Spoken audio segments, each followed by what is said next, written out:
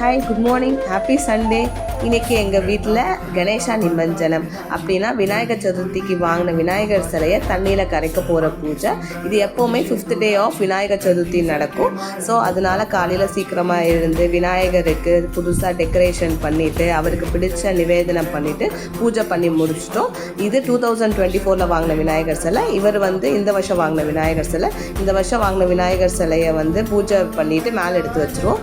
2024 வாங்கின விநாயகர் சிலையை தான் நம்ம இப்போ நிமஞ்சனம் பண்ண போகிறோம். ஸோ போன வருஷம் நாங்கள் இவரை வேண்டிட்டு இவரை நாங்கள் எடுத்து வச்சுருந்தோம். இப்போ இந்த வருஷம் எங்கள் வேண்டுதல் நிறைவேறதால் இப்போ நம்ம இவரை நிமஞ்சனம் பண்ண போகிறோம்.